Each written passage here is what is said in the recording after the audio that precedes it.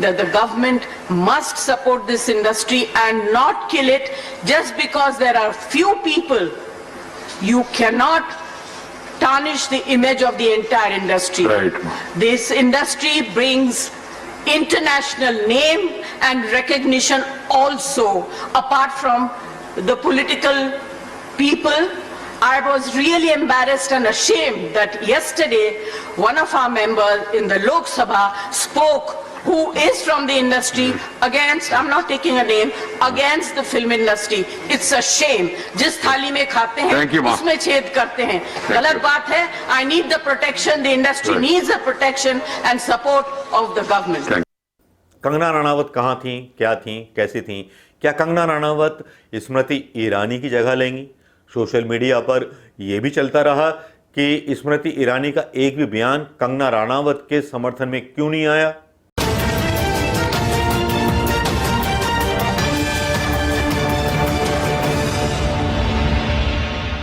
दोस्तों नमस्कार, मैं मनोज कुमार शर्मा। आज बात करने चाहेंगे जया बच्चन की और उस बच्चन के बयान की जो जया बच्चन ने बयान दिया। जया बच्चन ने बहुत सीधा सा बयान राज्यसभा में किया और मानहानि का दावा शायद एक तरह से कर दिया रवि किशन पर। रवि किशन ने जो बयान दिया था लोकसभा में, बड़ा बेगैरत बयान उन्होंने दे दिया। उन्होंने बोला कि साहब बड़ी बड़ी हस्तियां, फिल्मी हस्तियां, बड़ी बड़ी फिल्मी हस्तियां जो हैं नशा करती हैं। एक तरह से फिल्म इंडस्ट्री का अपमान था।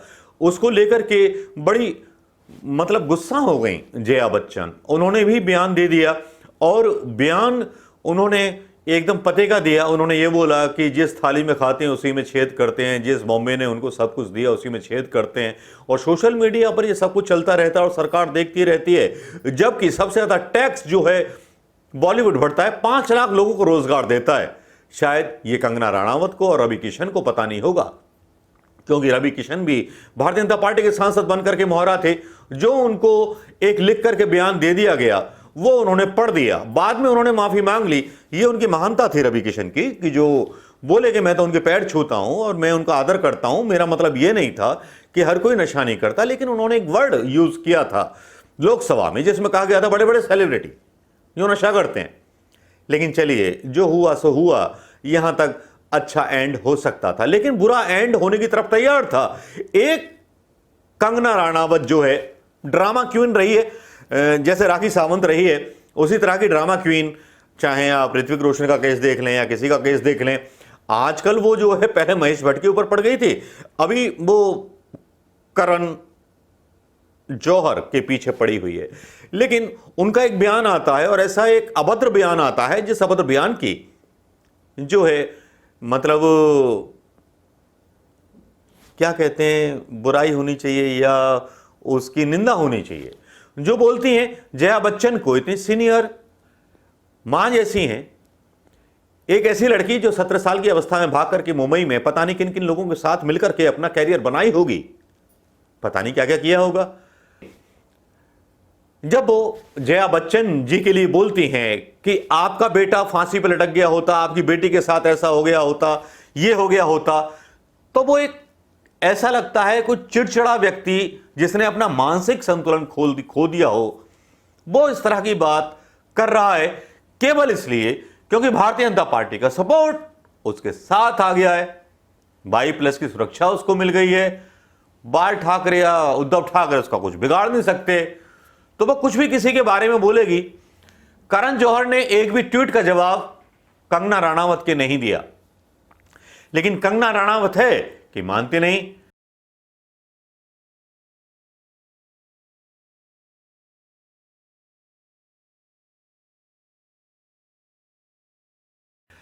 क्या करती हैं, कैसे करती हैं, क्या ट्वीट करती हैं, समझ में नहीं आता।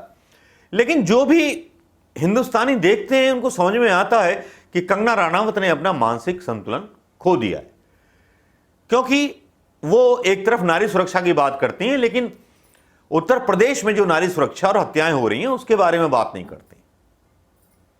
अगर आप सेलिब्रिटी हैं, बाकी में सेलिब्रिटी हैं, आपको 22+ सुरक्षा मिली हुई है, तो आप भारतीय जनता पार्टी की स्टेट्स में जो अत्याचार हो रहे हैं उनके बारे में क्यों नहीं बोल रही कंगना रनावत जी?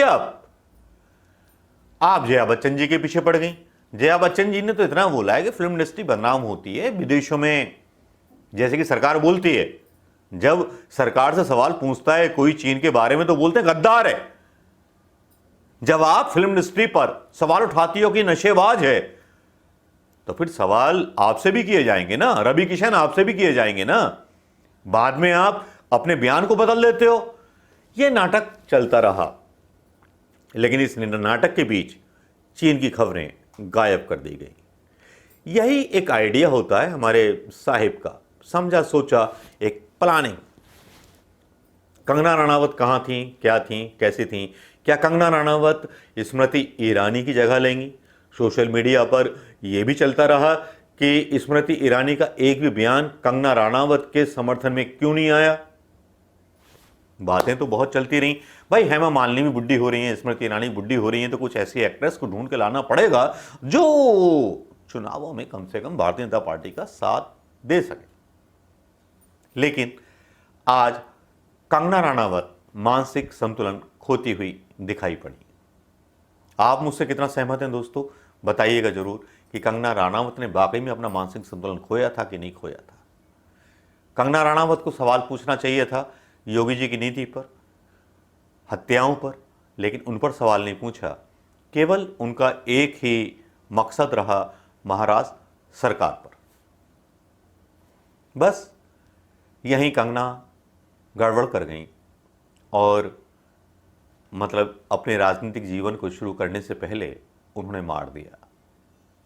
दोस्तों कैसा लगा? क्या वाकई में मानसिक संतुलन खोया था कंगना रनावत ने, या जया बच्चन के जवाब पर रवि किशन का पीछे हटना ज़्यादा जायज़ था या नाजायज़ था? इस बारे में कमेंट भी कीजिएगा और वीडियो अगर आपको अच्छा लगा हो तो शेयर करना मत भूलिएगा दोस्तों। नमस्कार, जय हिंद।